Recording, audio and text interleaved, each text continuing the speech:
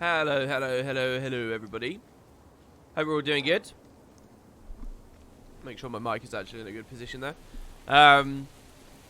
Good morning, guys. I finally bought some coffee, but it's not arrived just yet, so we'll have to wait a little bit for that one. But good morning. I hope we're all having fun. Still no video yesterday. I don't think it's because I'm streaming in the mornings, by the way, that I'm being so unproductive all of a sudden with YouTube. At least I don't think it is. A lot of it is just that I'm spending my time on other stuff, and particularly when I feel like I want a quick break, I'm spending way too long in PvP, so I don't know. Laziness maybe to an extent. So yeah, we will get it out very soon, don't you worry, it will be there. What's particularly annoying me is I'm really looking forward to you guys seeing the conclusion of the Dungeon series, and I'm really looking forward to you guys seeing those Living World videos I made. And I've not uploaded them, so there's now 4 days, I think, where we haven't had an upload on the main channel. Even though I've got, like, 6 videos ready for you guys to watch. Obscene. Totally absurd. Kraken values my privacy, so this is interesting. Apparently one of the overlays on efficiency is not logging on properly. That's very curious. We'll see how that goes going forwards. Alright, well, yeah, so, I don't know, I don't really have much of an intro, I didn't really read much yesterday, I didn't really learn much, to talk about, so, let's just jump on in with the stream, I guess. Oh, there was a little bit of something that happened, here, let me log on to Natalie here, and then let's go in game. Okay, so, here's Natalie, who's looking pretty good now, right? Check it out. She's got, you know, the luminous sort of glowy stuff, but she looks particularly good when she's on this weapon set now, I think. Which is pretty nice. We can do /talk, so you're hearing a man's voice coming out of a woman's body. And so, what's changed about her is the gloves. So, the gloves are Zephyrite super glowy gloves. I can't remember their actual name. Let's have a quick look here. They're called the Zephyrite Gloves of Strength. The Sun-Blessed Gloves of Strength. I never owned these. I never got these at the festival last time. So, and I think they complement the build reasonably well. So how did I get them? I mean, the visual setup. How did I get them? Well, I opened some Blackline chests yesterday. So opening the Blackline chests, if we have a look, I have actually now finished branded weapons.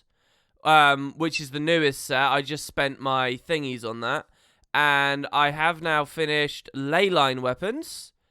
And then lastly, there's a set in the gem store right now, it coming out of the chest right now, called Dominator weapons. So if we have a look at Black Lion, here, Dominator. And I've got some of these, but they're still quite expensive. They're still like 30 to 40 gold each. So I spent a lot of money on the gems for the keys and stuff like that. So we're almost dipping out of 3,000 gold now. But I did manage to fill in some stuff with the Black Lion collections, which I'm pretty happy with. So now we're getting a lot of these filled in here. There's still a lot to do, though. There is definitely still a lot to do. I'll just occasionally go back and see when some of the prices dip, and it's Dominator that's dipped this time. I don't know whether they'll really go low enough that they're something I can just buy outright. Chaos, obviously, is extremely expensive. A lot of the ones that are left are just super pricey. These ones, Tormented, I'm really close to being finished, as you can see. I've got 14 out of 19 of them done. But if we look... oh, I just heard the donation sound. That was totally a donation sound, and I heard it. It was Dargosian. Dargosian. Why $7? Thank you, Dargosian. Thank you so much. And I saw it. The overlay worked. Dude, I cannot imagine why you're donating right now. The overlays might not even trigger. You never know, right? Oh, my God. But, wow, and we had a sub, too. Thanks very much, Candiceman. Welcome to the stream, man. Welcome to the stream. Do you know what I should do? I should have that above chat so that it goes in front of chat and everything. Here, we're going to turn the game up so you guys can actually hear it now.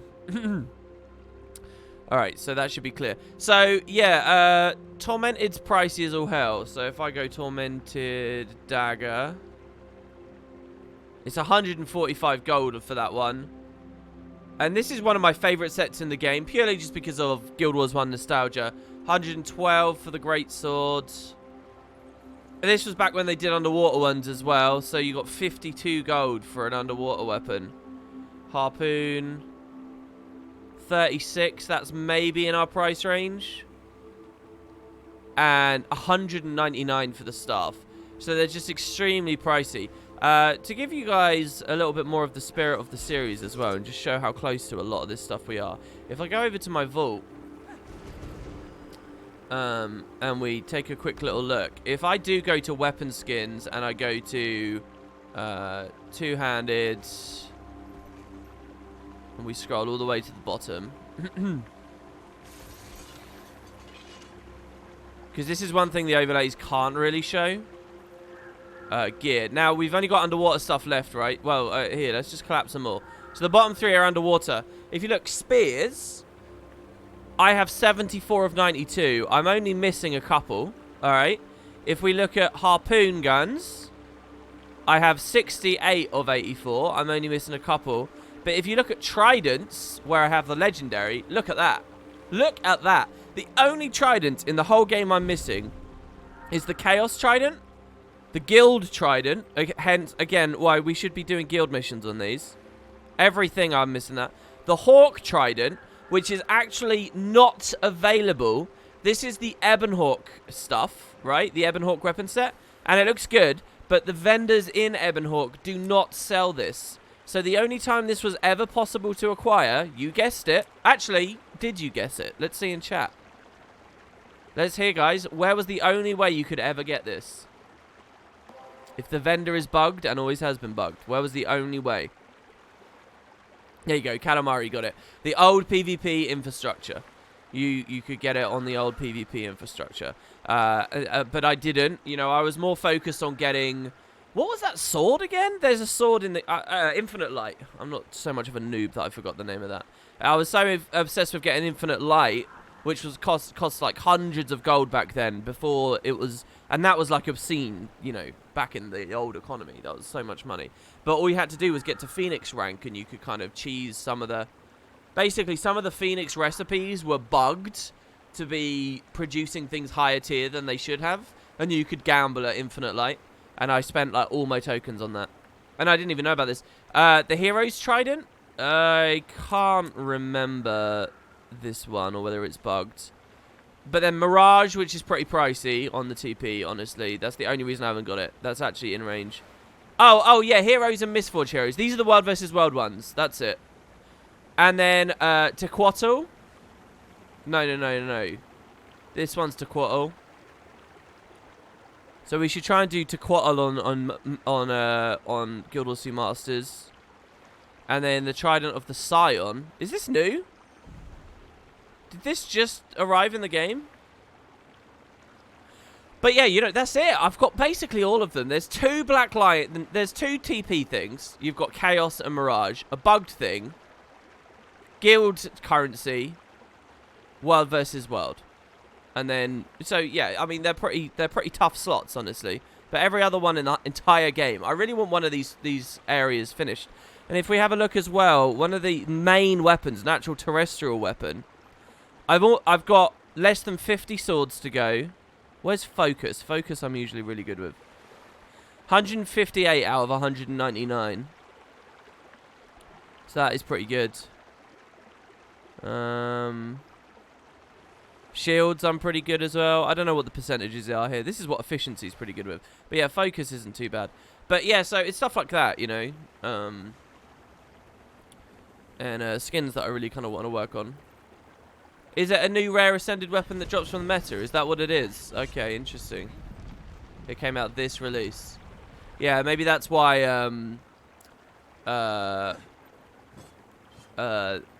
yeah, I thought that my Trident section was more impressive, because it was before this release came out, and that empty slot wasn't there.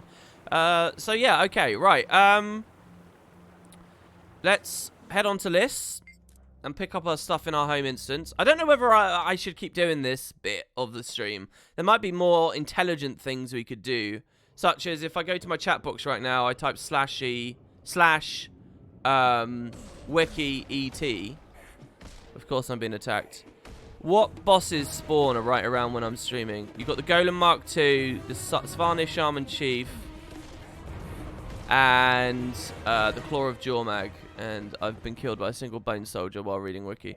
So, there's no Tequatl around at that time. Tequatl's the main world boss I would need to do. Oh my god, we got a rare from killing that guy? Okay. Alright, alright, alright. The combat music is very impressive. A guildmate of mine has been doing Tequatl for 2 years every day and is still missing 3 skins. Well, I do believe you can get those skins out of the unlocker. I believe. I might be wrong about that, actually. Because do they come in Ascended? The other thing are the Triple Trouble skins as well. But, you know, we'll find a way.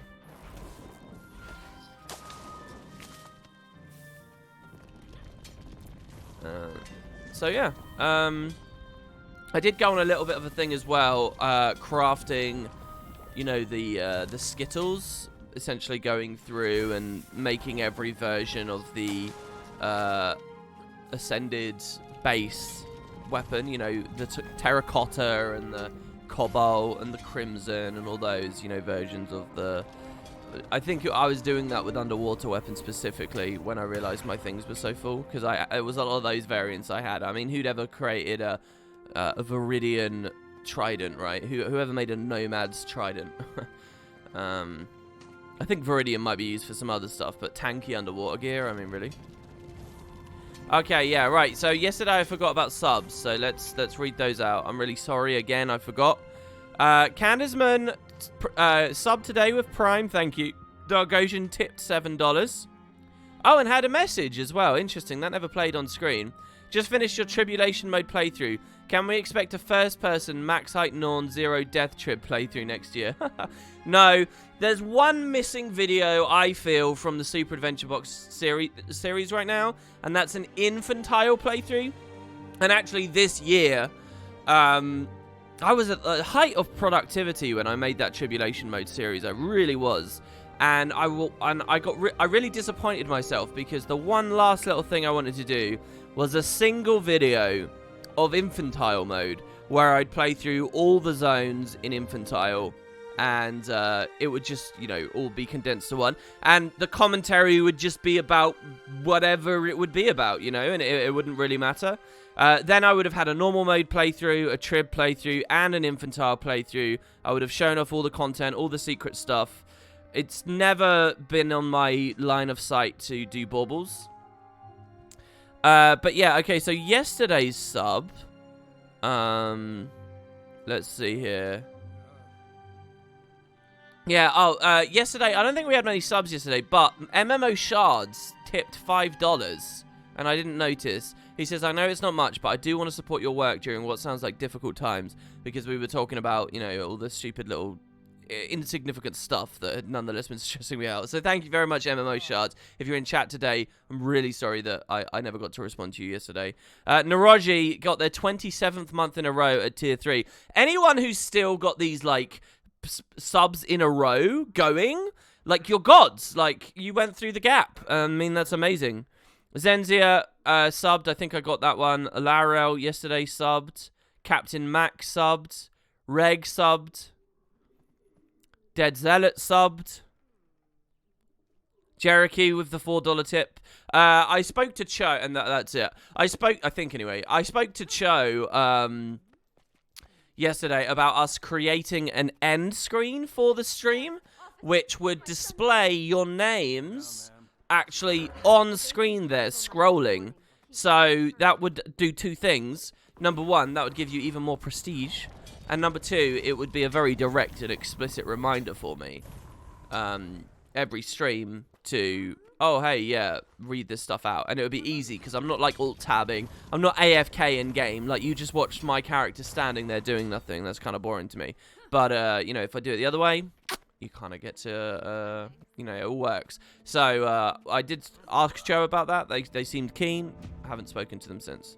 So we'll see what happens. They've already done a lot of amazing stuff, obviously. So we'll cross our fingers and see what comes out.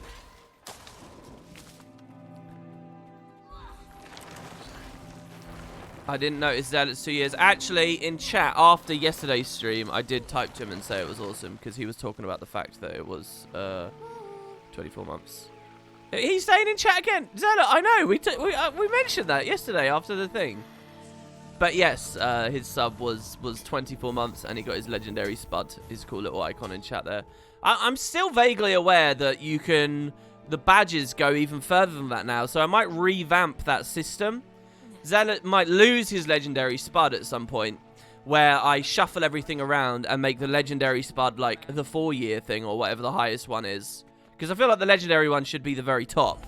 And I think Twitch has the capacity. When I first implemented those, they only had badges up to 24. Now I think they go much higher. So I would set up a new system where the ranking goes, 1 Spud, 2 Spud, 3 Spuds, and then veteran, elite, champion, legendary. That's like, what is that? That's 6 slots at least. And if I do it that way, we won't have any legendary Spuds again until the 4th year. And but I earned my legendary Spud. I don't want to lose it, WP. Screw you. I have control this time. This ain't no Guild Wars. I take it away. For the good of the system, I take it away. Hey, Is a Red. Hey, WP. NA East Coast here. Glad to catch your stream before I head to bed. Have a good stream. Dude, yeah, it's late as hell. Thanks for dropping on by, man. Costage says, gonna be interesting to see if ArenaNet has... ArenaNet. Aurene has replaced Balthazar as the new God of War, as apparently the plan in Season 4 drafts. Yeah, I gotta watch their story stream. You're really making me think I've really got to go watch that. Did they reveal in that stream that was what their plan was? The other way to make that work would be curious, though. They'd have to explain how Aurene gained the divinity when the gods had already taken it from Balthi earlier. Yeah, it just feels like, what you just mentioned there feels like they've forgotten about. It feels like they've been way too hand-wavy about that specific thing in the story, and that disappoints me. They hand-waved the severity of the event and the significance of the event. And, like, the presumption back when we heard about all of that and we saw, Ritlock's flashback was maybe eventually we'd go to the Fissure of Woe, or we'd go into the Mist in general, and we'd get more details and realise that there's a lot of damage hasn't been done. Their, like, hand-wavy explanation as to why the gods left. And I appreciate that. That has some value in, being a worthwhile mystery. I feel like, though, they could have quite simply... Oh, we clipped the top of the house there. Explained that the war in the mists between the gods had taken their attention for, like, 50 years or something, And now they were in a period of mourning or whatever. They could have wrapped that all into a very nice, neat, tight little package there. And they chose not to. So I don't know. Territory for Season 5, perhaps? Alright, I think that's all the stuff here. I'm not really sure I want to play Liss again today. Now, the question is, do we want to do the final meta today? Do we want to... Oh, where did I get a mischarged shoulder box? Pick up light. Does this trigger all 3? It doesn't trigger all 3. Interesting. Mischarged shoulder recipes. So I can craft the other 2.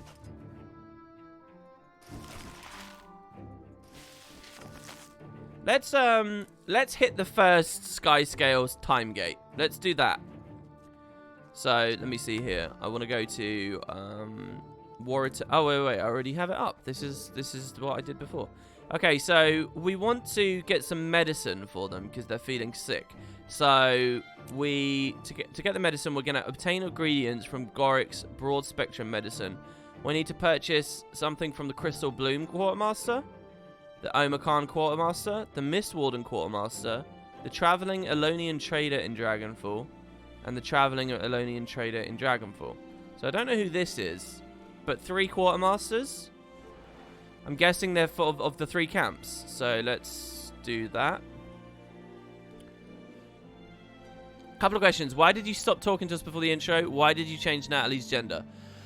I stopped talking before the intro because the intros aren't going to be very long for these master streams. The streams in general are going to be shorter. So, in an attempt to make the... okay, so I used to do, like, 2-hour streams. But quite often, they would end up 2.5 hours. Or maybe even as much as 3 hours sometimes when there was a lot of content.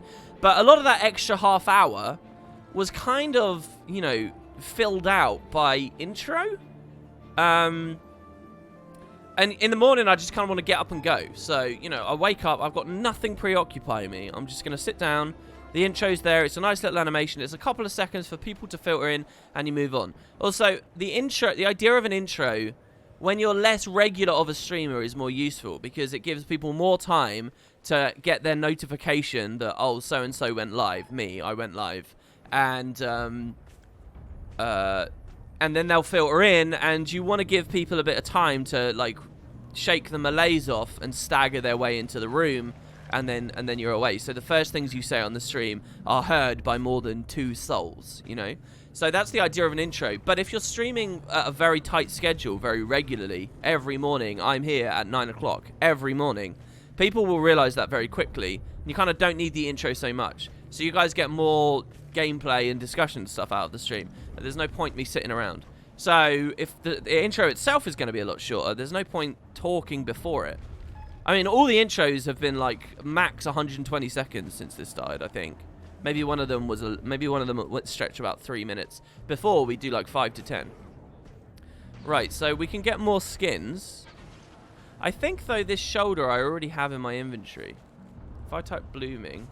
No, apparently not. So why is that unlocked? Oh, but this is light. Interesting. I will accept your party, I guess. Alright, so what we got? A tincture of volatile magic.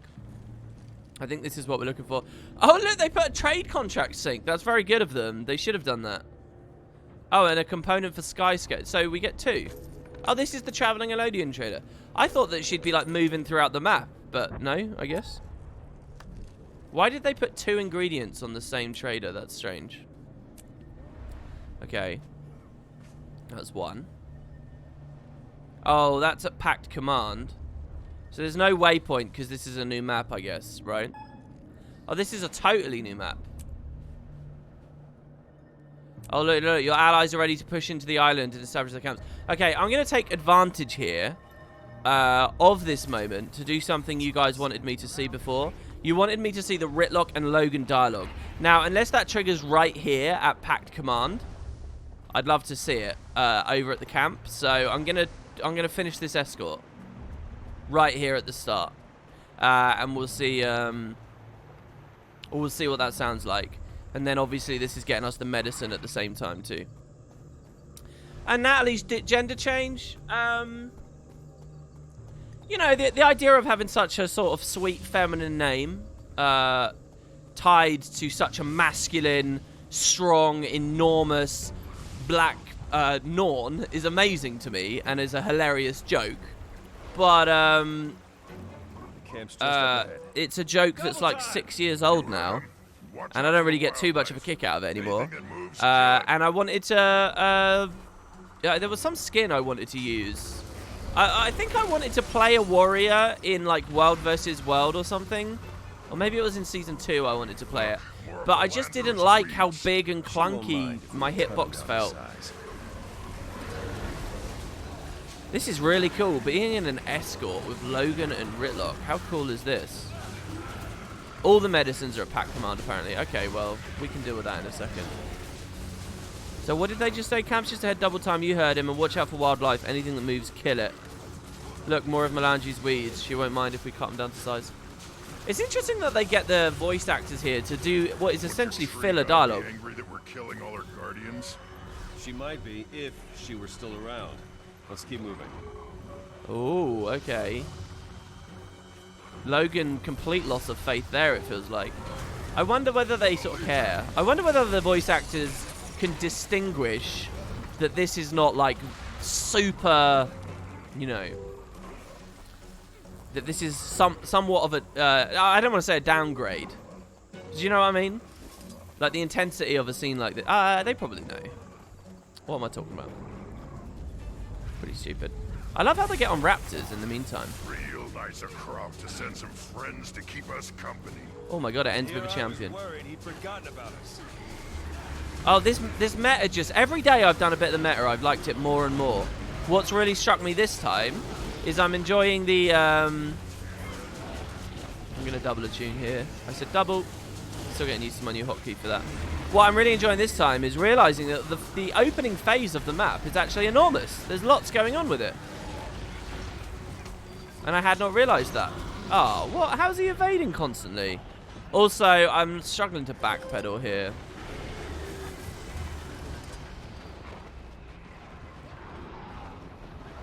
If you hate big clunky hitboxes, stay away from Condi Dagger Soul Beast. That's constantly dodge rolling around for the dagger trait. Oh, that does sound a bit annoying, I must say. Yeah, that sounds a little bit tricky. Oh my god, I'm dead again. He's expanding fields. This Hydra is not messing around. I really want to play a new build. We should play a new character. Once we've got this medicine and we hit this time gate, I think is it as soon as we've got the medicine we hit the time gate, or is it a little bit later than that?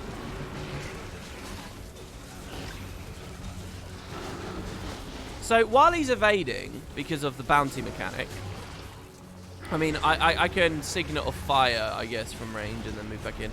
Does my Condi damage drop as well, or?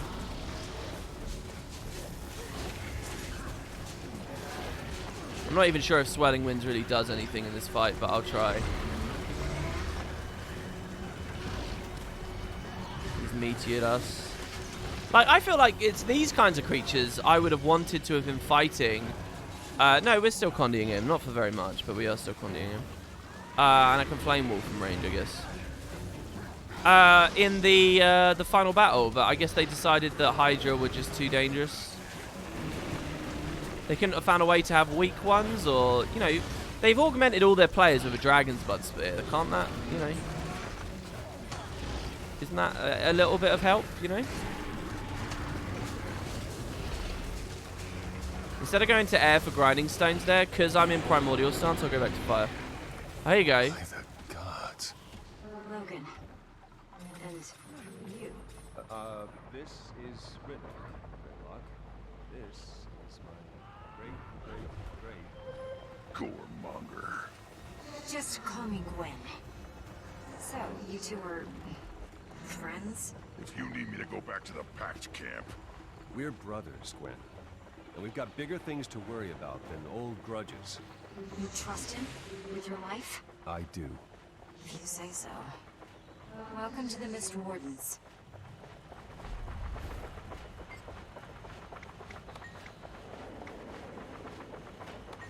There you go. Now we're in the same dialogue. Nice. Okay.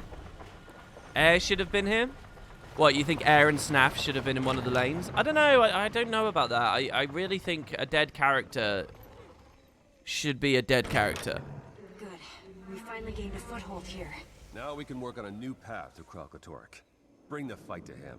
Just need to get rid of those brand storms between here and there. No big deal, right? I am reasonably confident that I can prevent you from getting branded, if that's what you're asking. Ah, gallows humor from a ghost. Very unsettling. Come on, let's move out. Oh, this is so good. What? Can't they find a way to, like, make this a part of the main story? I should have experienced this once I crashed in Dragonfall. I might actually augment my script a little bit. I genuinely might. Players really... So few players are going to have the best experience that they could on this patch. Alright, well, there you go. And then the events begin. And they're off. WP's crashing is contagious. You just crashed your entire PC. Well, I didn't actually crash yesterday. Guild Wars 2 memory errored out. You know, because we had a large squad going on and we were in a big map with lots of stuff happening. But my PC was fine and didn't crash whatsoever. Okay, so all of the vendors are here, apparently. So let's just get on old Rappy. How many of you guys have names for your pets? Your mounts? It's kind of weird how basically every character is a bit like a ranger now, in that we're all friends of these beasts. Okay, so I could buy the next home instance. node, which is a thing for Master. Here's the Shadow Warrior tonic, which I've seen a lot of people running. But I'm always strapped for Karma because I don't really do fractals. But I do want that novelty. Let's just focus on the Sky Scale for now. Oh, this is it. This is literally just it. You just deposit it directly into storage. You skip all the crafting and everything. The Infernal Facade. Interesting. Activated charcoal paste. So this is a component for Sky Scale Medicine. That didn't cost any other currency except Karma. Obsidian shards. That's nice. That's a nice touch, I guess. Shame what's happened to that item as a currency source, but yeah. You need to have 10 events on each part of the map. Oh, really? What, to be able to buy this stuff?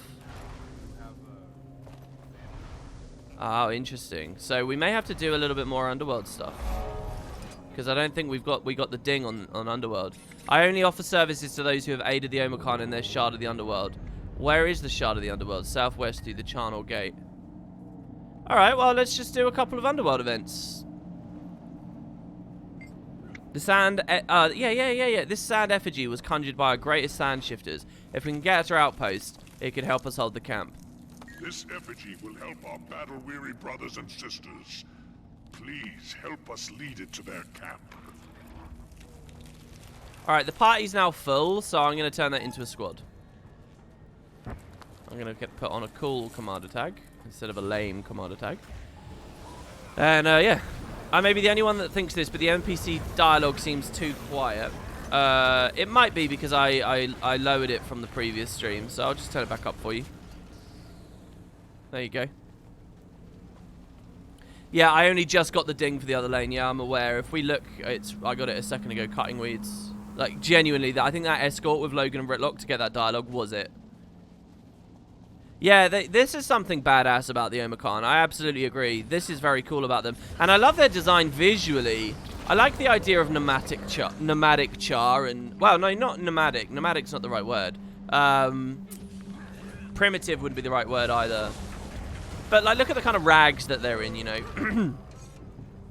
You know, it's kind of distant, agrarian, Nature, you know... take these abominations. Claws out! Low-tech, kind of tribes people.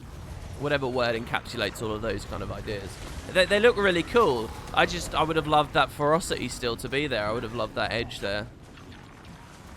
You know, that they can be very nature-loving and very peaceful at a natural state, but they should still be quick to anger and relish the fight. That's because they're char, you know.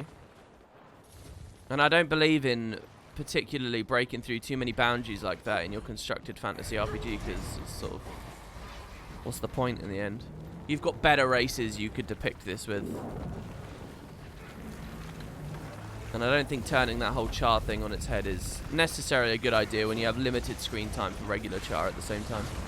But hey, I will forgive everything about the forgive, as if it's my place to, as if it matters. But I would happily swallow down all the story we got about the Omicron here if next expansion is an epic char Blood Legion thing. Because, can I just remind everyone, there was a map change up here over last year. And this was such a big speculation for where a map might be for how long? And it never was in the end. Season 5 opening with returning to where Kralkatorix slept. Maybe Aurene takes us there or something. Char stories begin. So, you know, if I get to just feast on a ton of really cool, badass char, you know, we're all very lovey-dovey family and stuff at the moment. If we can get a bit, you know, if we can get a bit brutal with our, you know, the races we've spent so long trying to save, you know, maybe turn this around a little bit and say, well, look, some of them are irredeemable wankers and some of them have very different worldviews to us and, you know, they're very difficult to coexist with. And the Char are a great place to start, like, telling that story. So, you know, if we get that, then I'll be perfectly happy to have the Omicron there. But a shake-up when there's not much in the can in the first place isn't a very good idea, I don't think. There's an achievement to know how many events you need for each God Realm. You're telling me that I could look on the user interface and see how many events I'm done so far. That's cool. I don't really feel the need to. I'll just do it until I see it ding. I'm enjoying exploring these areas. They're really nice. 3 episodes for episode 5? You mean season 5? 3 episodes and then an expansion? A 3-episode season would be very weird. Well, look, here's the thing. It's really interesting to speculate when the next expansion might release. See, this is one thing I find a bit weird, because I kind of want to talk about this in a YouTube video. But, you know, when they committed to doing Heart of Thorns, it seemed it was very late in the day, and they crammed the hell out of Heart of Thorns, and they got it done, and it felt a bit weak in places, and it could have been expanded, and needed to be expanded in places. But, you know, they got an expansion out.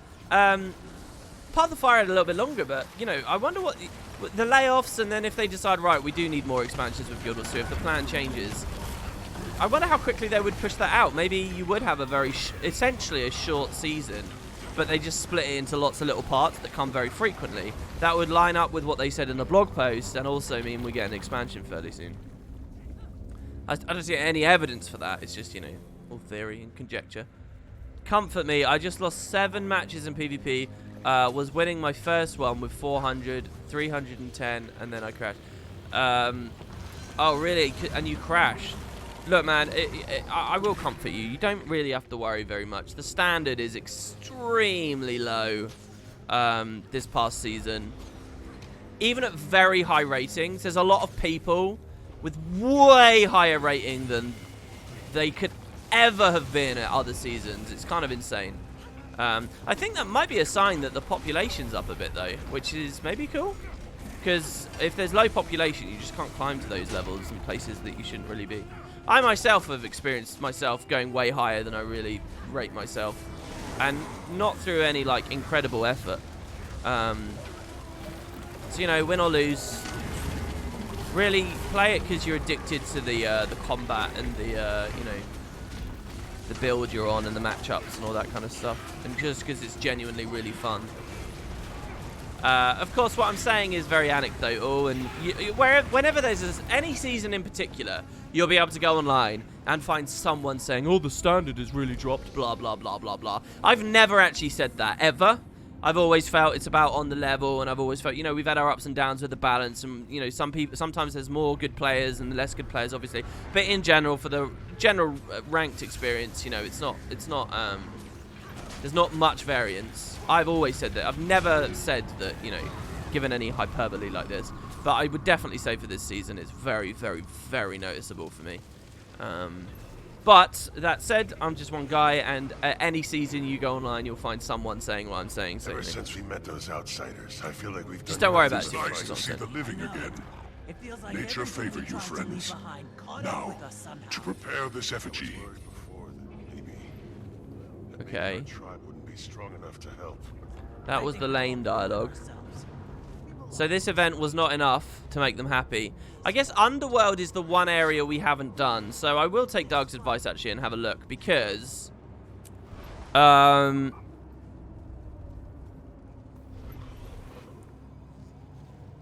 this is not to do with the collection. This is just separate. Life in the Underworld. Okay, no, we've done 7 of 10. I guess on the original stream, I'd done a couple of these. So that's kind of nice. Doesn't look like there's anything going on, but there is a scout, right? And if I click the scout, it will show me. You have questions? Yeah, I like the approach trigger dialogue, but it is really interfering with the dynamic events. Okay, there is the Arbiter of the Dead. Why do I recognize the sound of that? Arbiter of the Dead. That Asura from the Cube. Gorik? The one who speaks of insects as one speaks of a life mate? Yes, that's him. He was talking about this Elder Dragon. Said it was as old as the world. As old as nature. Being old doesn't make you wise. Just ask my grandsire. No, thank you. Like, her V8, she doesn't even sound like a Char. No, thank you. Sounds like an elf. And elves don't exist in Tyria. Damn it. What was I going to say? Yeah, I really like that dialogue, though, because basically it's something I hadn't thought of, but I can imagine picky nerds having done so. Essentially, shouldn't the Omicron be more predisposed to protecting the Elder Dragons in the name of the defense of nature? Like, that makes sense to me that they would do that. There's actually a lot of reason, a lot of the free peoples of Tyria would have opposed us on the topic of the Elder Dragon. Some of them would have wanted to protect them. Some of them would have wanted to kill them while we wanted to protect them. So, you know, I think that, and none of those conflicts were ever established. They were all just looked away from all the time. So it's nice to see some dialogue where that's not true. Oh, Arbiter of the Dead. Didn't we do this before? This was a part of a collection. Yeah, it's over here. This was an event we have actually done before. Yeah, this guy's the Minion Mancer. Hint for a new elite specialization. Let's see what mechanics he has for resummoning. You guys ready? Could be a Minion Mancer elite spec coming up. Underworld Slayer. Oh, I bet I have really high Underworld Slayer because... Oh, this has been a really good one for me. Because of this event. Oh, we had a bit of frame drop there. Did that come on the stream as well, or was that only on my end? No, the fear. No, no, no, no. No grinding stones because we're primordial. Go for the double burns there.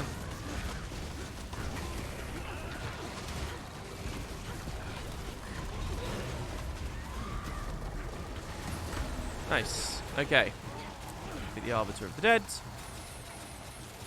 Do you know what? For PvE, having a back pedal is just too nice. Just put it back on. Okay. You got 20k Drake's Breath. Feels good, man. Yeah, I did actually see some people in competitive on Dagger Ellie builds. None of them did anything really that I noticed in the games, but it was kind of cool. A Guildie yesterday as well.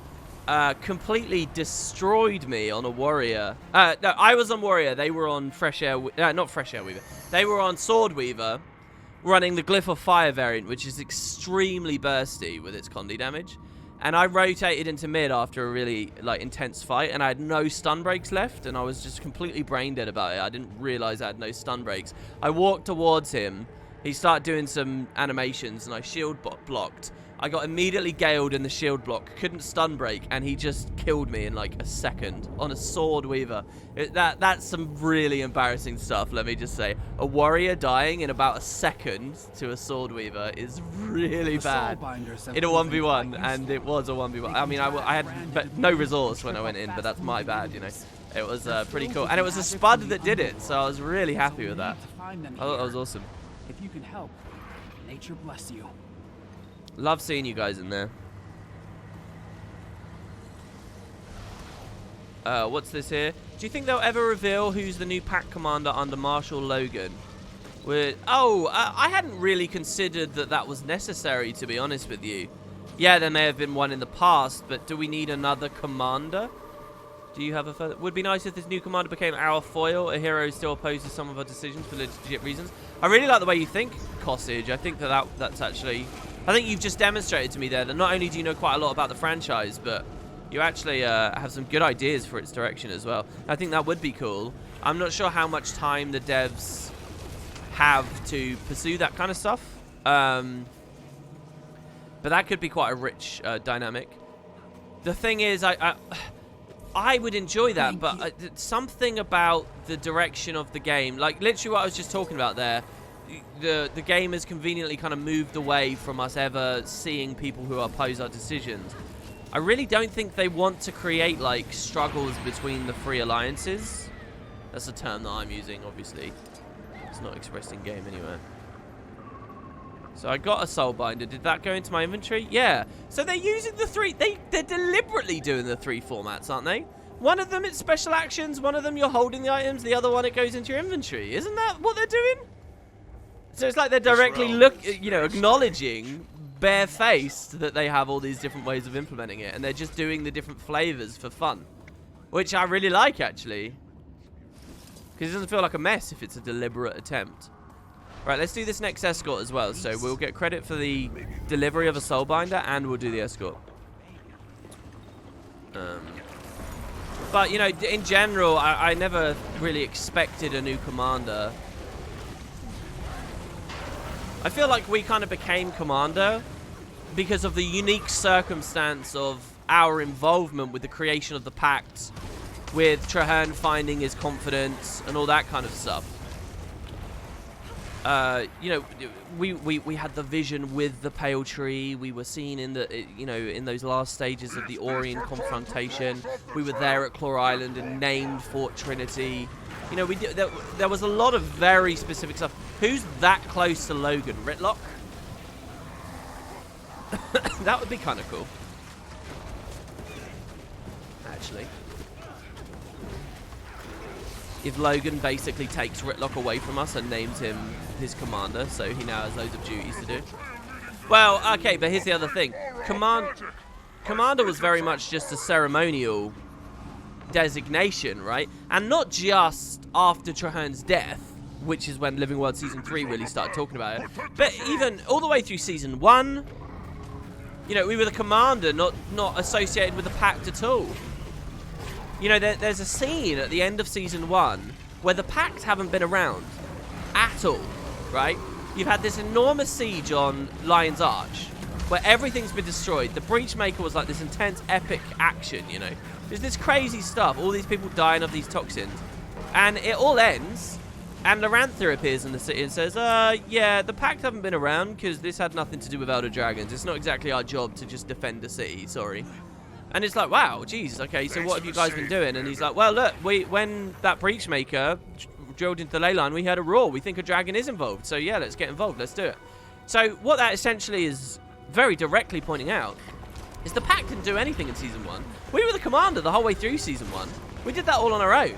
Even us, as Pact commander, couldn't convince them to help out the city, is one way of looking at it as well. So, you know, it was a ceremonial position, didn't really do much. So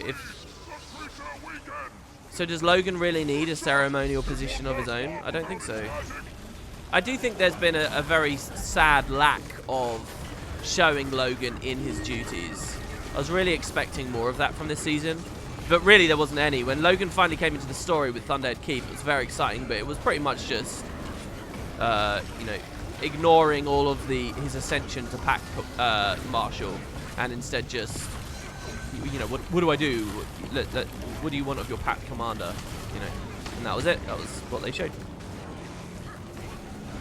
The number of Condi damage modifiers I get here is kind of nuts. I don't even need that many stacks of burning to get up to 10,000 damage per tick. Nature be praised. Our hunt is successful. Okay, good. So, am I always slowly gaining keys? It looks like I am. I suppose this mechanic, you have to be slowly gaining keys for it to be a relevant mechanic to people. If you were always slightly less keys than the events provided chests, it would just be like slightly frustrating all the time, I guess. So they're not going to go that way. You wouldn't have equal keys to equal chests, because then it's, you know, it's little more than just a bit of unnecessary complication. You may as well just let people open the chests. So you're always giving them slightly more keys. And what that means is if they play enough of the map, later on they can just Zerg open some chests. That philosophy for loot acquisition and stuff must be at play in all kinds of places in Guild Wars. Hey, have I got the Sky Scale yet? No. Has anyone got the Sky Scale yet? I don't even know, to be honest with you. Are the time gates done for people who are no-lifing it now? I haven't seen any in-game. I really like how populated this map is. Yeah, you still can't get it. It's still impossible as of now. What's the main thing people are stuck on right now? It is nice to see the living again. My daughter Nature favor you, friends. Now, Tell to her? prepare this effigy. I told her I needed to help Roxanne Bodica. That I needed to do this to protect her. To protect her and everyone else on this world. We will see her again. I'm not so sure.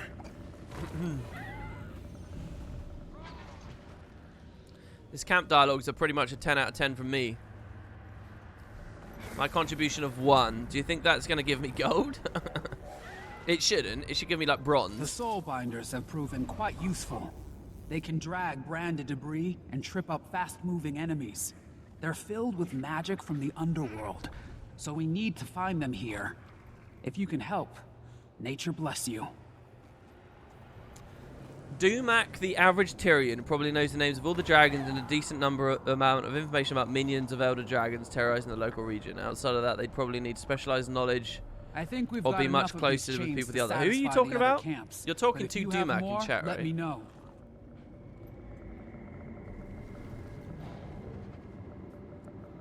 Doug says, I just checked for DMs, laughing my ass off. What do you mean? What was the last DM I sent you?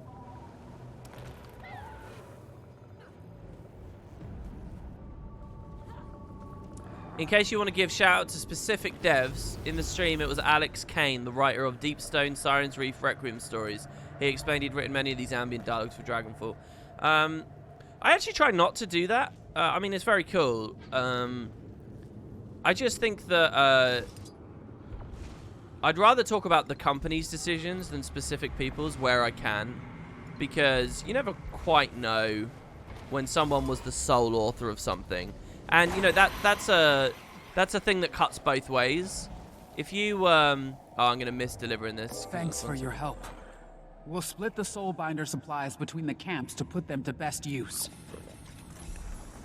It's the same as when people used to call out specific devs on the balance team, saying that specific dev is bad at their job, and all that kind of stuff. You know, I don't like doing that, and if I don't like doing that, then I don't like doing it the other way. You know, that's only fair. I'm not gonna pick and choose just to be nice. So yeah, I try not to. The only time that really doesn't happen for me is with the AMAs. They didn't have an AMA for this release, or am I wrong? Did they have one on the forums? Man, that whole thing got burned down. That is the actual legacy of that whole JP thing, that we don't get the friggin' AMAs. Yeah, well, AMA videos, obviously, because you know it's the dev itself has written the comments, so they sort of invite specific scrutiny into what they specifically say right there, you know. But yeah, I'd rather just say the Dragonfall team. So the Underworld gate is this one here.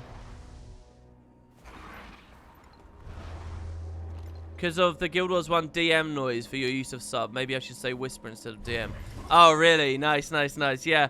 I had an amazing comment. I can't remember if it was in Twitch chat or whether it was on a stream. On the VODs comments, I think it was, actually. Someone said, wow, I'm amazed how, like, thoroughly conditioned I am by that sound effect that it made me look at chat. I mentioned it on my first stream. One of you guys subbed, and you made me look at my Guild Wars 2 in-game chat. Seriously, how crazy is that? After all these years, you know, of regularly playing Guild Wars 1, I haven't done that for Christ knows how long. And yeah, I did it, you know. Double-click to summon a being from the underworld to revive downed allies for 5 minutes. Wow! Flees if its master's downed. Holy crap. What's this like? It's like a revive orb for my friends. Is it vulnerable? Is it reses people? Hey, Smitsky, it's good to see you, dude. I love seeing these old faces. Black Dragon as well. I think I said hi to you before. Alright, anyway, Grave Warp Paste. Lovely. So then the last one is from the Mist Warden. Didn't I do all three? Who's the Mist Warden?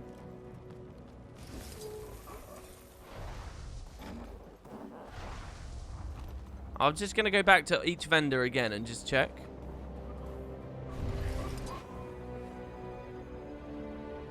There's nothing at him. Oh, I didn't talk to the bottom lane. Really? I swear I did. Did I? Seriously not?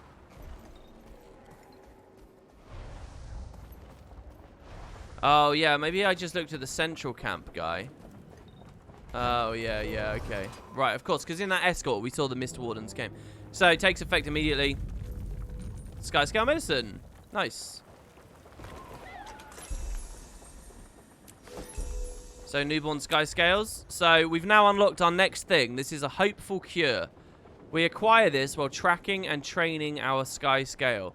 We want to return to Gorick after collecting the scales and the medicine. Okay, so Gorick was represented by like a diamond on the map, wasn't he? Here he is. He's represented by a collection icon. Alright, so let's go south.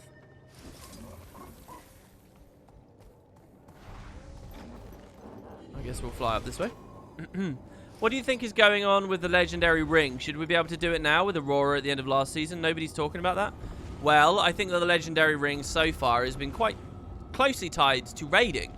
So I would assume that the next raid wing, which I guess they probably announced, what? If not a teaser trailer this upcoming Tuesday, the one after, maybe? This is just my guess. Well, that feels about right? That it might come a little bit later than the patch. And if they do that, then I would expect the legendary ring to be there. I'll do this event, I guess.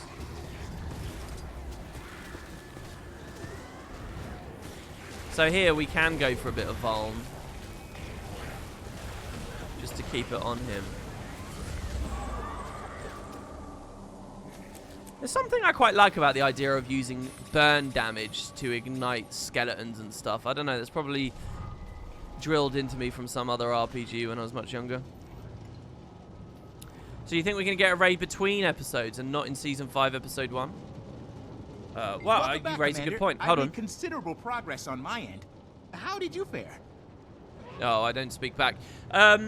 Yeah, maybe you're right. I don't know. I assumed before the next season. I'm expecting a gap before the next season of quite lengthy proportions, right? So I'm expecting it to... it just feels natural for me. I guess I hadn't really thought very directly about it. It feels natural for me for this to feel a bit like the end of Heart of Thorns, you know? There was a gap in which a raid released. In fact, weren't there 2 raid releases before Season 1? Or was it all 3 before Season 1? It was, because people called that a content drought. And I always thought that was really unfair, because they'd added some extraordinary, amazing new content to the game. It's just people hadn't done it.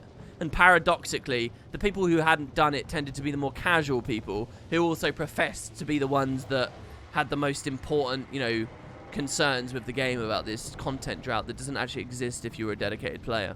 So, yeah, I just sort of feel like if there's going to be a gap before the next season, otherwise why call it another season? Just put a raid release in the middle.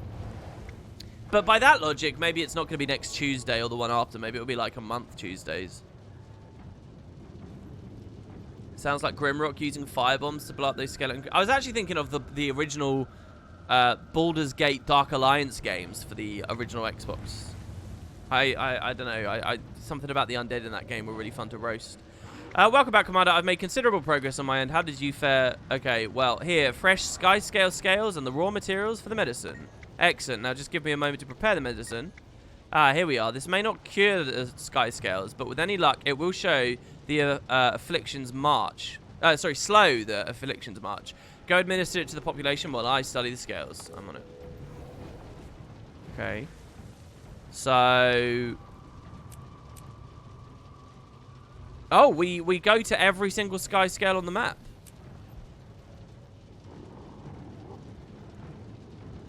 Alright, so find the Ailing sky scale in Sky's Reach. Is that where we are right now? We are near Sky's Reach. So is it just each one I find on the map, right? I guess. We just have to go to every single one? Everyone's on edge. It's almost like this place sucks the life out of you. Maybe it does. I think we heard that one already. Was I recording this? No, I forgot. I forgot to record that bit. I think. I talked with that human a while ago. The more I do this, though, I'm trying to think right now. Originally, I was excited about the idea of doing a sky scale video where... I'm going to do a sky scale video where I show, you know, here's the sky scale, here's what it does, X, Y, and Z, right? That's all fine. And usually I talk a bit about the acquisition. But I think if it's like an... Okay, this doesn't actually work, does it? maybe it's something else I need to do. Are they somewhere else? Let me just finish this thought. Basically, I'm wondering if that's even a good video. It probably works better just with what we're doing right now is stream content, right? And who's going to want to watch me get a sky scale on streams? And then also, I mean, I would probably do some of this progress off stream, to be honest. I don't know. I don't know whether it's really a very good video anyway, so maybe I don't need to record it. The bulk of the video I want it to be about is the mount itself. Like I did with the Warclaw, you know? I talked very briefly about the acquisition and that it was an achievement in the mist, but I didn't go on and on and on about it. This is undoubtedly a really major part of the patch and a really fun part of the patch that's providing a lot of content, but I'm not sure just regurgitating that. And now you go here, and now you go here, and now you go here. It's probably best I just complete it and then I just sum it up. And I have a little bit of footage to edit in as I sum it up. I don't need every little moment. That's what's going through my head. The devs did say they're looking into change the collection. There was a post on the forums, wasn't there? Oh, here we go. Someone has pinged it. So...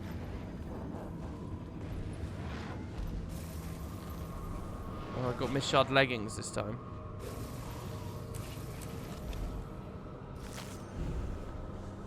So I don't understand. What do I...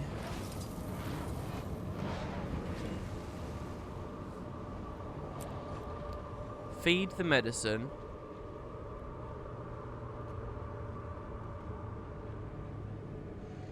So it's not correct. Yeah, someone in chat just said you only want sick ones. Why did someone ping this?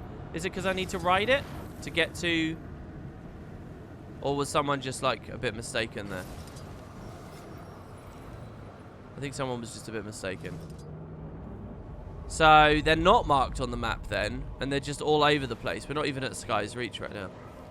That might be a bit boring to do on stream. Another like run around hunting things thing. Not so sure about that one.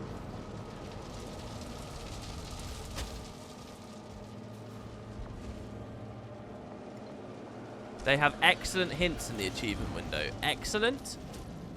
What's excellent about find an ailing sky scale in Sky's Reach? What's excellent about that? That's literally an enormous area on the map. And I'm guessing maybe high up because of the word sky. They've given me like 5 words. The one after this is even more running around hunting things. I like running around hunting things. I just feel like we're overloading a little bit on it over these past couple of days. That's all. The next one is really excellent. I'm guessing we're finding sky scale eggs, eh? Okay. Well, hold on. Let me clear these out. This sky scale I can speak to.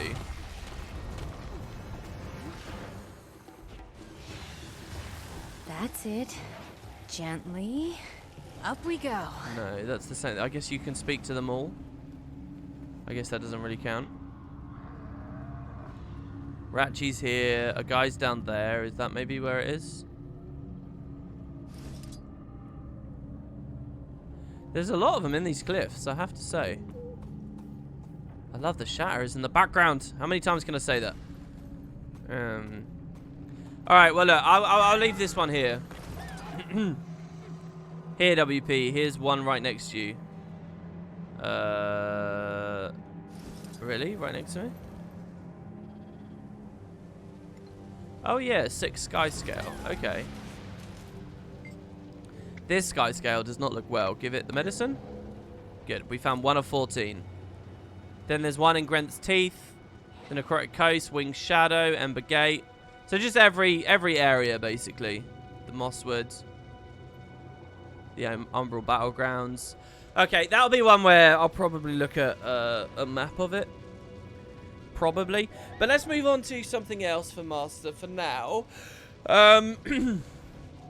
Maybe what we can do is fill in another thing, but still on the new patch. Okay, so if I click War Eternal, what's Salt on the Wound? Successfully inflict 10 wounds on Kralkatorrik during the end.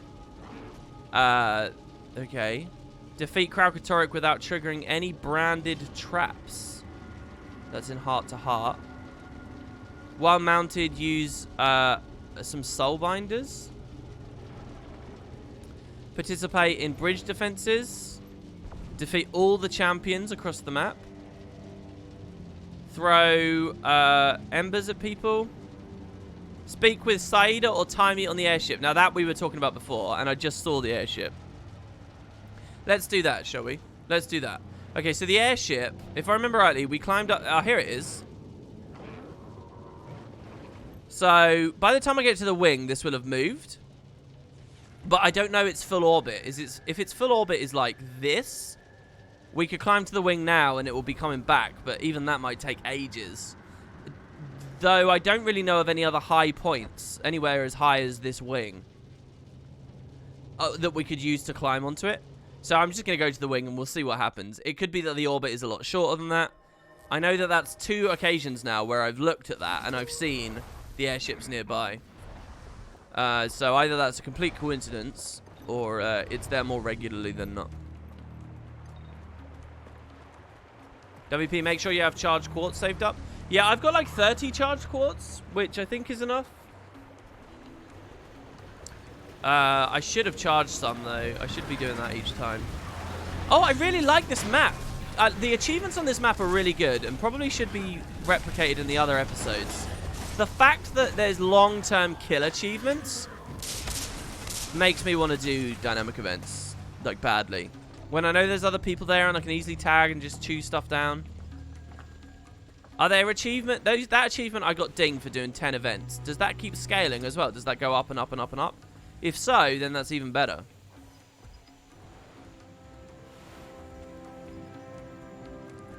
I'll go to the tubes in the burning forest and you can launch the airship. I really like that idea.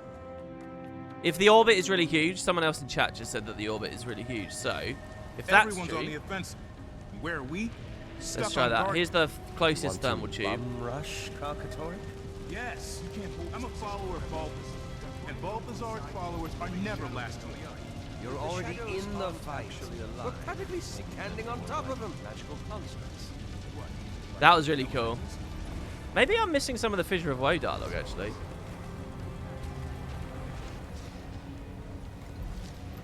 Oh my god.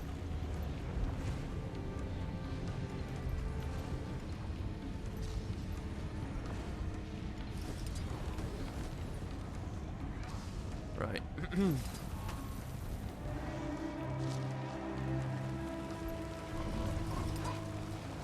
So, the airship... These just take me in a loop, right? Where's the airship? Oh, it's here. Oh, this one right here. Right here, right here, right here. Now? Oh, this is awesome! We're actually making it! Oh, that timing was so perfect! I can't even... I actually... A part of me does not believe that actually worked out as well as that worked out. It basically took me right onto it. What is that?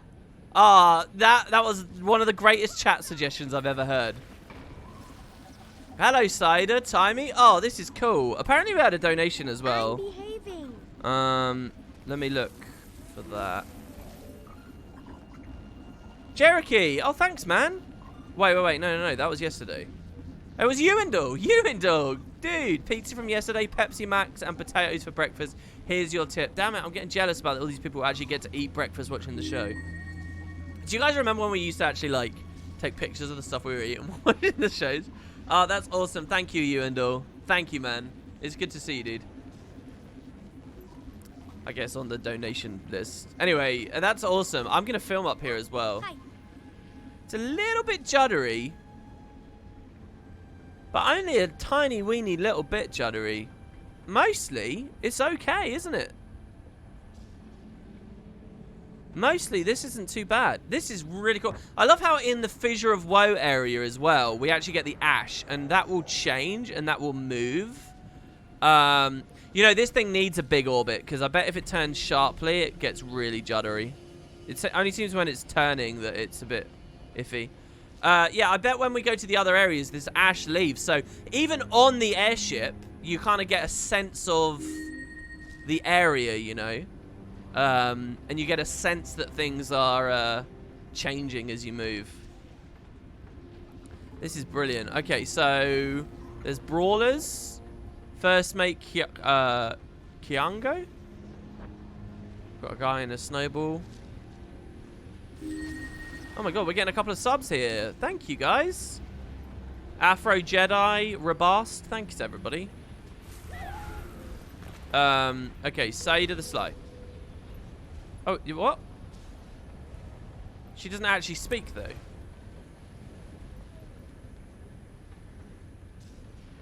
Oh, this guy got up here on a sky scale. Oh, Ratchy did. That's cool.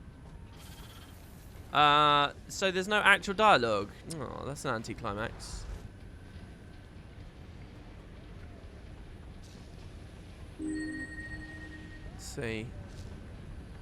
Wait, where was Tiny? Was she out front?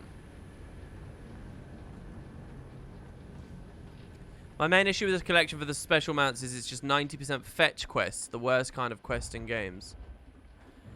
I don't know, I think fetch quests have a reputation, but it's not entirely justified. Oh, hi. Oh, she just says, oh, hi. You know, if they were entirely escorts, I think you'd be complaining a lot more. There's only so many, like, things they can do. There's enough quality in terms of the items you're collecting are different each time in unique places each time. When people think about fetch quests, they often think about, like, kill 10 bears' asses and stuff, you know, and bring the same duplicate item on RNG drops, you know. This is so far away from that, you know. The only other thing that the game can do is tell you to go do specific events. Look at how it gets dark now that we're in the underworld. But when they make you do specific events, you know, they might not be running, and then people have their complaints about that. So here's what I want to check here.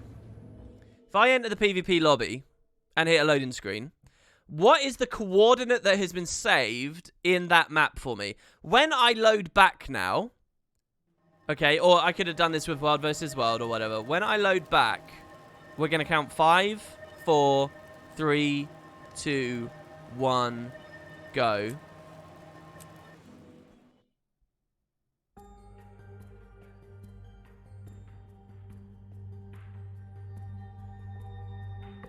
Okay, so we don't die to full damage, but we are put on the ground. I guess we're not even in the same instance anymore. So how would it know? Yeah, and we're just on the floor now. Well, that's pretty much to be expected. I think it's quite cool that we don't take full damage. Sadly, that means you can't idle on that airship. Like between queues and things. You know how cool it would be if they updated the airship in Gendaron now to fly? But again, this is such a long map that it would require a very clean loop, or you're gonna have some awkward sharp turns. If you log out, it saves your air position. Oh, interesting.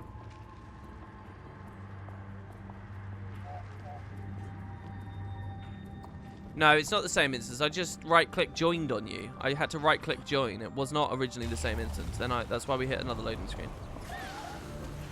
Okay. All right. Well, so that's a little bit. Look, we got 1 AP, guys, for AP Guild Wars 2 Master. Okay, so let me have a quick look here. This is the first time I've done this on the stream. All right.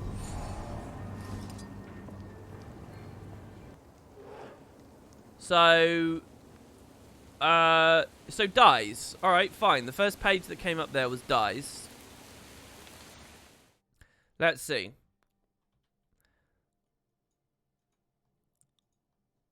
These are my dies. I've got almost every single one, but they added some new ones, didn't they? So we have the Abyssal Forest. That is way out of my price range. Not a single person is selling one in the entire game. We've got Arid, which is 899 gold, way out of my price range. Even to put a buy order would be 400. We've got Jungle, which nobody is selling as well. What's going on with the dye economies here? No one's selling jungle? You know what? I genuinely think of this as so scummy these days. Do you know what I mean? If you actually got that... What this two copper sale is it's when the dye pack comes in, someone puts that post on the trading post, hoping that the very first seller of the dye is a noob or someone who will misclick, thus selling instantly for 2 copper. That's what that's hoping for. And the 28 copper is also hoping for that. And the couple of silver, the gold.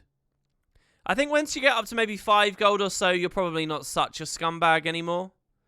But, you know, that's pretty fair. That's fine. But down here, this is just abusing. And a game this old as well now, you know. To be so manipulative. It's very much the minority player that would fall into that trap at this point. And you're singling them out. I find it worse to do that at a game at this point than, say, doing that at launch. At launch, there's, like, that expectation of ignorance. So, you know, I can kind of get why people might do it. But this is gambling on the ignorance of a very small minority. And it's kind of horrible, really. But, hey, it'll happen with every item, so whatever. It's just greed. It's just human greed. That's all it is. It's always about 8 people, it seems. This one is 300. Bloom is out of my price range. I do know that on efficiency, if someone's typing in chat, I do know you can search this on efficiency really easily. That's what I usually do. But I'm doing it this way so it can be on stream with you guys. Now, Shattered, maybe we could pick up. This is new stuff, isn't it? Branded, maybe we could pick up. Crystal. Brand Storm. Arcane is 500. Jesus Christ. Cerulean. Cerulean Sky. Celestial Blue. Celestial Blue. Radiant Brass. They're all super, super, super pricey. Alright. Basically, I'm not going to buy these outright. What I'm going to do is use automatic wardrobe unlockers, which can proc dyes. And we should be fine with that. So I guess we won't make any progress on dyes for a while, but it's nice to actually take a bit of stock there and figure out exactly what that is that's going on with that. Have I checked all my birthday dye packs? Yeah, every single dye that comes out of a birthday dye pack, I have unlocked every single one of them.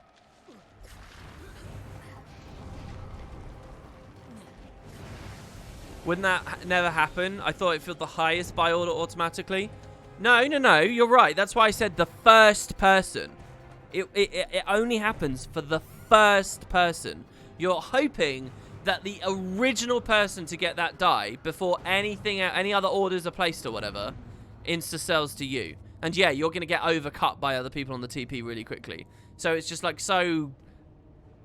I mean, you might say that the couple of copper orders are playing a really long game, thinking that in the year 2027, all dye economies will crash and they'll be worth nothing, and finally you'll buy it super cheap. You might think that, but what they're doing is they're gambling that right at the start, they get that quick sale. Before they're overcut, and before they are... or overpriced, I guess. Maybe cut isn't the right word. Look, we got to kill one more legendary champion from the end of the meta, so let's do that. The Central Brandstorm is about to collapse again. So let's have fun with this. And there was something else. What was the other achievement that the map wanted us to do? It's like throw embers at people or something, right?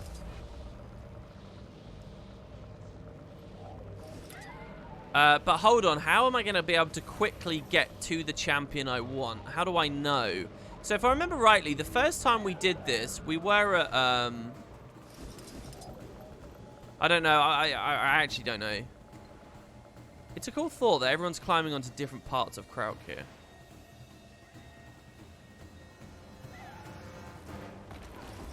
I wonder how much the Skyscale engage does to these.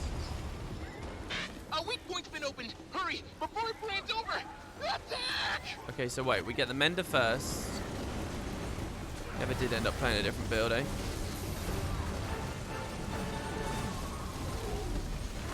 Restraining order, is that what that was? Is that what that achievement was? Which one do I need? I killed the Hydra and I killed the Rift Stalker, so whatever the other one is.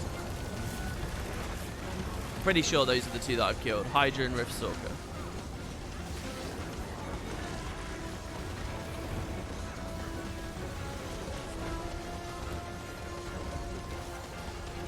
Oh yeah, after the map is done, we get the Champs train. That's actually what I crashed out of, so I haven't seen the end of the Champ train. Third one is the Wrathbringer. Maybe that was the guy I killed, actually. No, I think I was trying to kill him and I ended up at the Rift Stalker accidentally. I think that's what had happened. Get another weak point. Okay, so it's northwest. Alright, northwest it is. I'm trusting you, chat. I'm trusting you.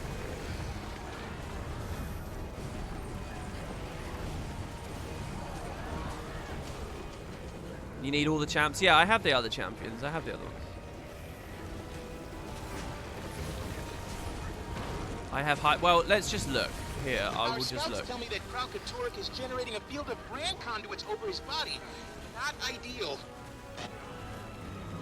Here we go, hat trick. I've killed the Hydra, and I've killed the Rift Stalker. I need the Wrathbringer, which you guys are saying is northwest, correct? Wrathbringer is northwest? I guess we'll drop down, because why not? And engage on the Mender really early, because it's going to have to be dealt with, right?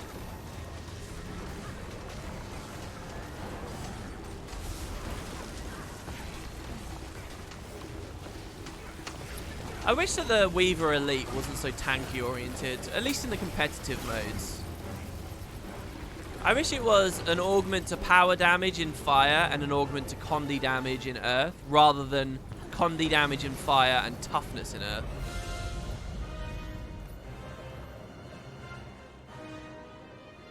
A power augment would mean so much for so many things. I still haven't claimed that mastery point. That's pretty important stuff that we do need to do over time. Right, okay, Wrathbringer. Northwest, so it's got to be this guy up here. Next to Commander Jade something. Kind of stacking the commanders, but hey.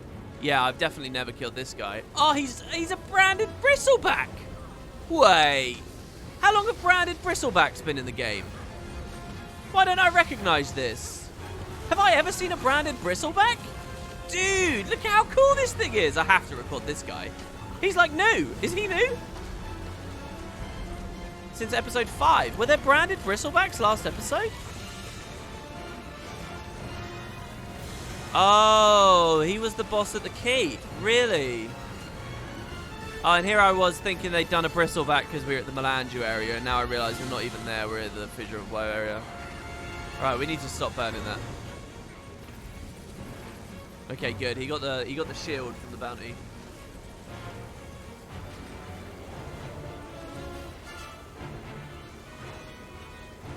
Okay, looks like we have noobs. Noobs in the squad. Beginners. Oh, he's pulling us in. He's just daring us to do it. This guy shouting "stop" as he gets caught in the tornado unwillingly.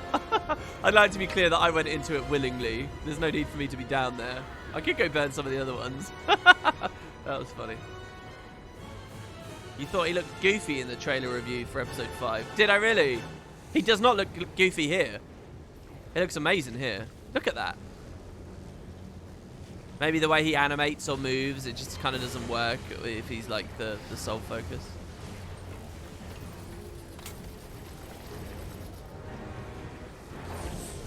Maybe my expectations of a big boss were different. Seeing him as just one of a triumvirate boss sequence is, you know, maybe makes my perception a little bit more forgiving. You know, one thing I will say about the Guild Wars 2 player base is they are smarter these days. You'd never, in the olden days, and by that I mean like Season 1, Season 2, so not even that old really, you know, not in the start of the game. You'd never be able to coordinate that from that late. People would have killed that. Even in Heart of Thorns, I think that Terraria has been really good to like fucking grind it into people's head how that simple kind of mechanic works. So they got 10 seconds. There we go. We got it. We got a hat trick. And I guess we can kill Krauk, right? Like, it gives us keys and chests and stuff, and that's more Mistborn armor, right? Which is skins that we'll want. So it's all progress.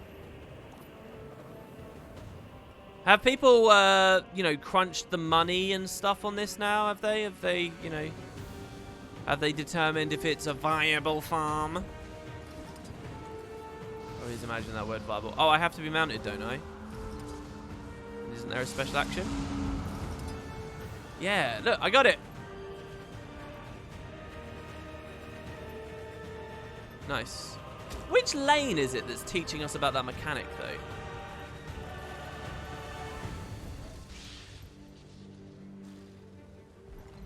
The best thing to do is to kill one of the bosses really fast and type in map chat in all caps, other lanes noobs. That's brilliant. Yeah.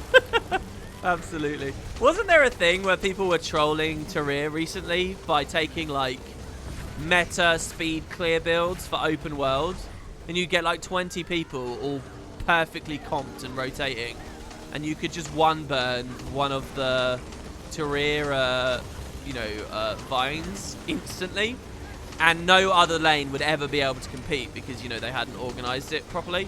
So you could just stall the map forever because you'd always burn and no other lane could ever, you know, so you'd kill your one vine, you'd kill your one, you know, gate or whatever, like 10 times over the course of the event. And no one could ever, you know, keep up with that kind of pace. What this sieging? This sieging's interesting. I bet if you found a good camera angle, you could get some really good ambient shots of the Kralkatorrik fight. You know, I was never really on board with people who wanted better machinima tools for Guild Wars 2, but more and more lately, I find myself thinking about it a lot and what good it would have done for the scene. Imagine if we had like a community of machinima makers here. They could have recorded some cool stuff utilizing the dynamic event system in moments like this. It's a bit like in my Let's Play. I would, if you guys haven't seen it, or if you have seen it, I would open and close most videos with, every single one actually, with a Vista. I think every single one. A couple actually I didn't. I think it was replaced with a short story. But, you know, Vistas. And I'd like watch a lot of the Vistas while gathering the footage like 2 to 3 times. Just because the first time you watch it, you'll just get, you know, the shots. And you'll get, you know, the mountains or the city or whatever it is you're looking at. And, you know, that looks good, and Reshade can, you know, buff it up a bit, and it's lovely, and there's nice camera movements and stuff. But if you watch it just a couple of times in a row, you might find a player on, like, a mount or something, or who's fighting a hero challenge. It starts doing something, and now they cross over the scene, and the game suddenly feels really alive, and you watch people doing these things in the Vistas. And it didn't happen often, but sometimes I got really nice shots. Like, there was one in Blaze Ridge where I was watching a vista of the wall as it had been corrupted by the brand, and as we're watching it, there's some guy like starts climbing around on it on a griffin. It looks great. And another one I had like the Shatterer fly through the shot. In fact, maybe both happened on that same one.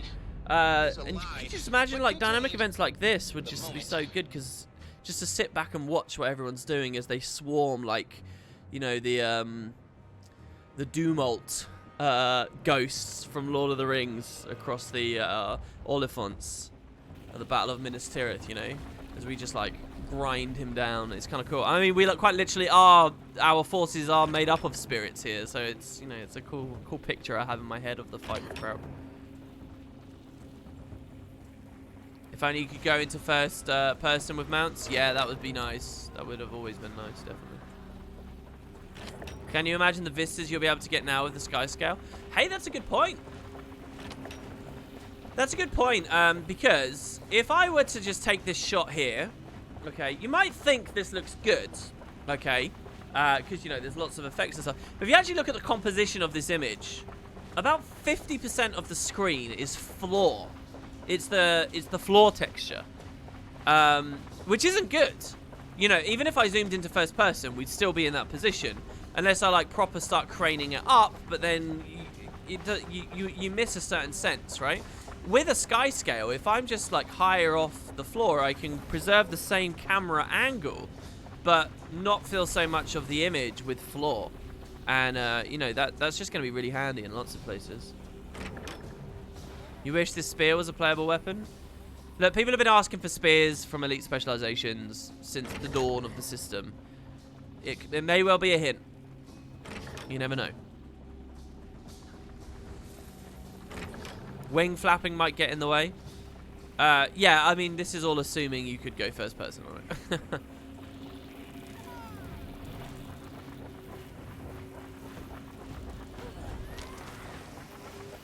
If you play Lord of the Rings Online, you can actually participate in the battle for Minas Tirith. When you ride with Rohirrim, it's pretty epic. Is it? That's cool, dude. That's one of my favorite scenes in all of cinema history. A Red Dawn! I can't remember the full speech. But yeah. A sword day is what he says, right? A red day. Ere the new dawn's rising. And then they scream death. Death, death, as they ride in. It's so weird as well. If you watch the behind the scenes of that moment in that film, as epic and, you know, spine-tingling as it is, you watch the behind the scenes, you could never have realized, like, to have been there in the moment of the shooting, just how incredible that shot would end up. Because it feels really limp when you're just sort of watching them from a distance. Yeah, fourth, Arid, take your something down the west flank. You follow the king's banner. It's a great scene, guys. You should watch the lyrics. Anyway, let's do this champ chain. Hopefully we won't crash out of this one.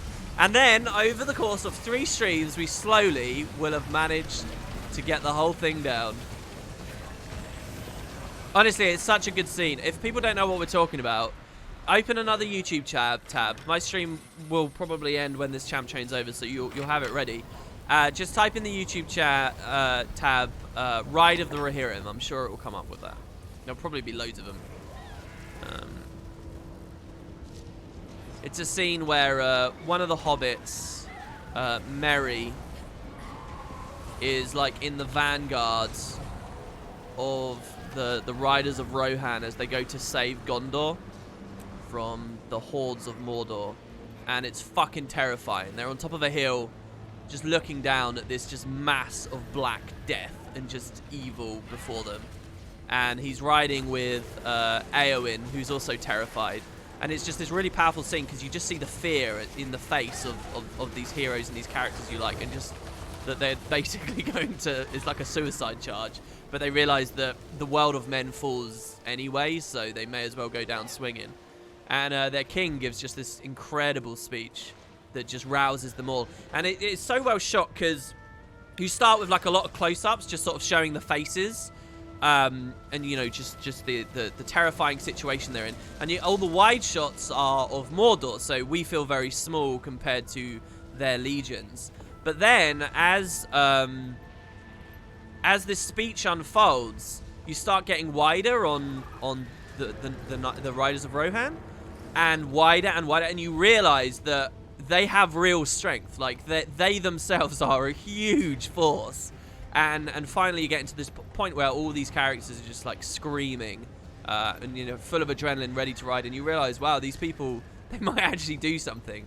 And there's just this incredible swooping shot. The only downside of that scene is, unfortunately, in the previous movie, in the Two Towers at the Battle of Minas Tirith, they kind of did a very similar thing. And it's a bit of a shame that it wasn't a totally unique moment within the movie trilogy. But, you know, the subject material is what the subject material is. If Tolkien kind of repeated a similar sort of thing, just on a higher scale, then obviously Jackson was going to. But yeah, it's a really, really good scene. Kind of only works if you've seen the whole movie before, and then you can kind of look back at it. Otherwise, it's just generic sort of fantasy stuff. You don't sort of feel the weight and the emotion at the moment. Can we get more high horses? What am I high horsing about? What am I high horsing about? What's my thought on the new shadow enemies? I think they look great, and I kind of want to get the tonic. In fact, I'm going to in a second. A part of this challenge is to get all the novelties done. No! Wait. We can save it. Masteries. Op. too op. We might not make it. We'll see. Okay. Yeah, if I just had a bigger brain, if I'd reacted quicker, that would have gone even better. But hey, that's fine. Yeah, they look really cool. I want to get all the novelties, so we'll probably buy it. I'll be drained on karma again. I need a good karma source. I don't want to do daily fractals on stream, but I have to do some to finish my gold fractal weapons. I haven't done fractals for so long. It's kind of insane. I guess this series will probably go in phases. We'll probably have like a fractals phase. We're in like a living world phase at the moment, but then we'll probably have like a fractals phase later, and we'll probably have like a raiding phase where we get Doom CM and stuff done. Maybe we can bulk it out into weeks, you know? A week of fractal progression, and then a week of raid progression, and then a week of whatever. Some of them will just have to be consistently doing, like guild missions. We really do need to find a time. I'll probably speak to the GMs about that if I can remember to later. Oh, I need to open the chest each time as well. Oh, the high horses are for screaming death.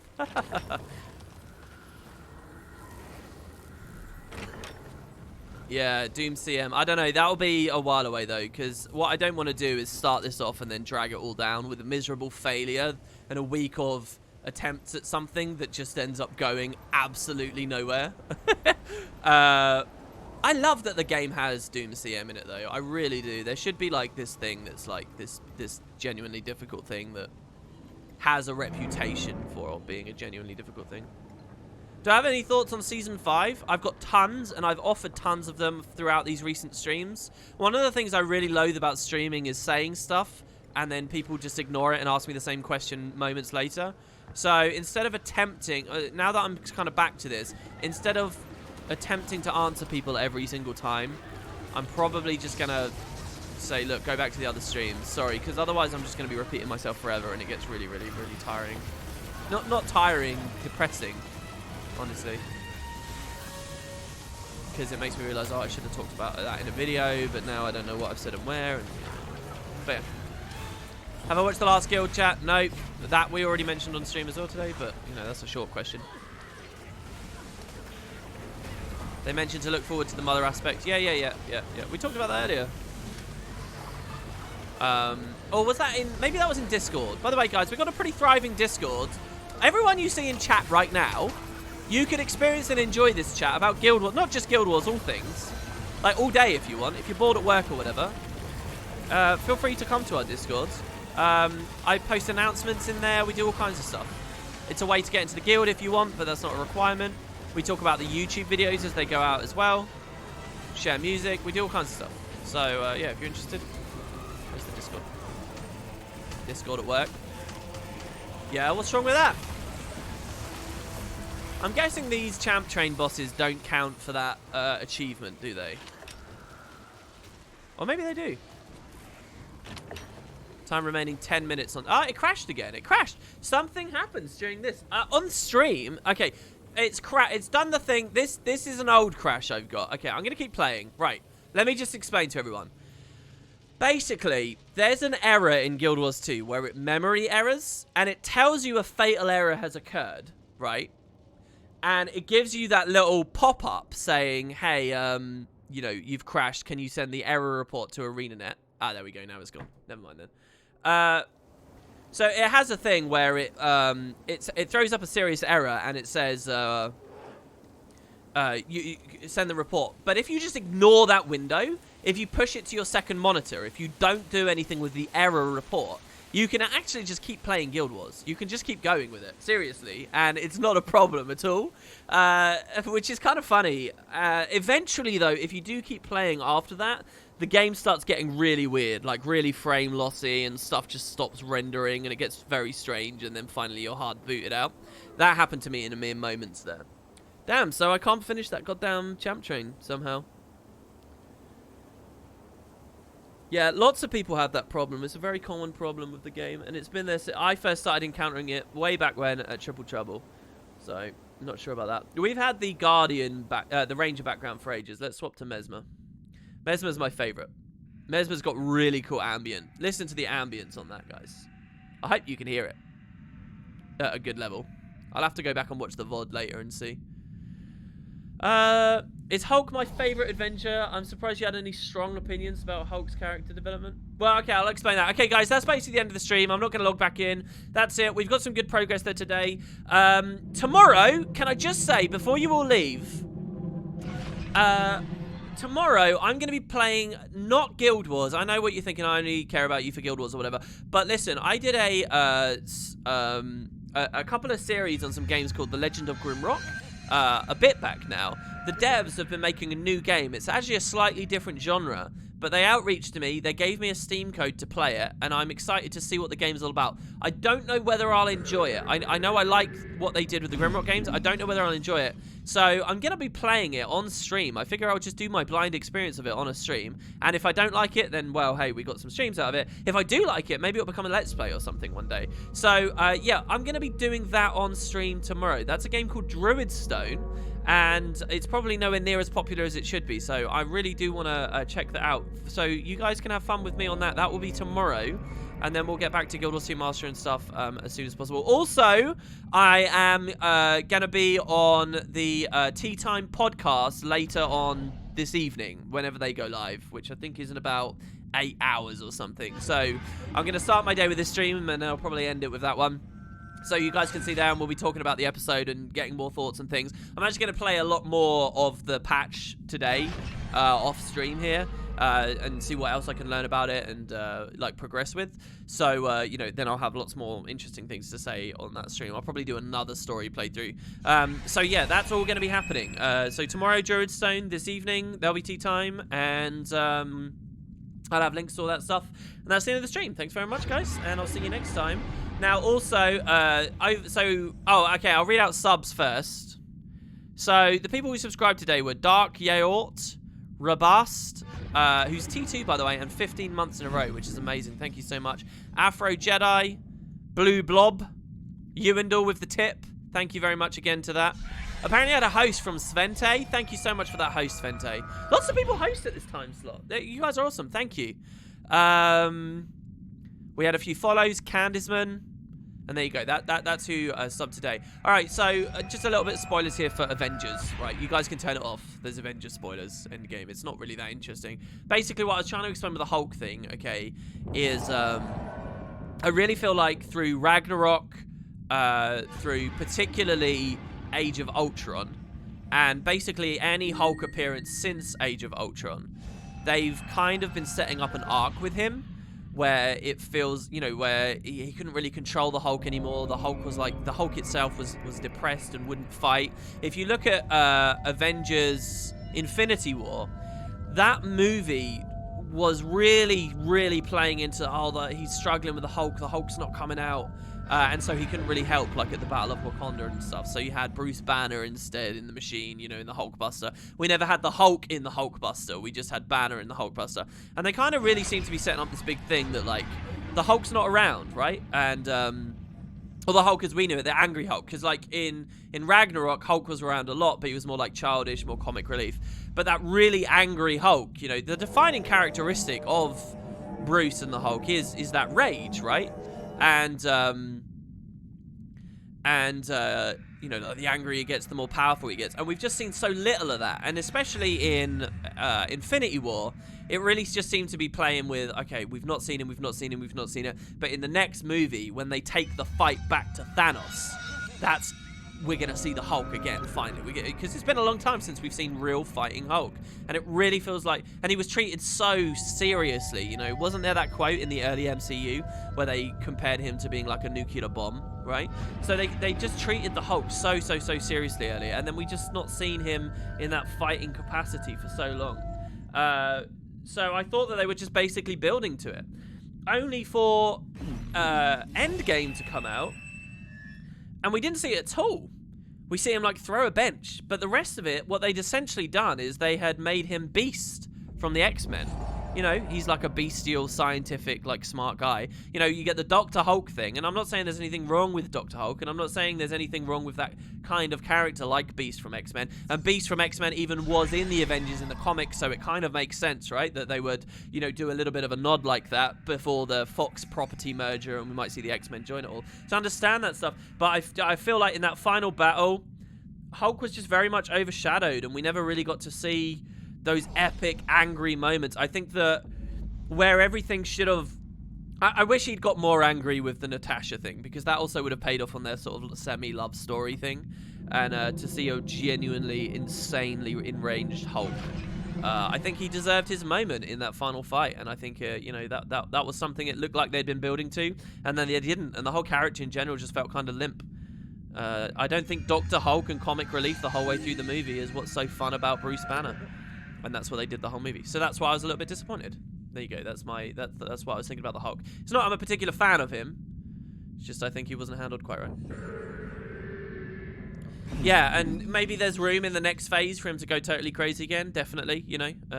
Maybe that was a part of it. You know, maybe they felt, well, look, we don't want to throw all the logs in the fire for Endgame because we do want to keep printing money. So let's hold that off.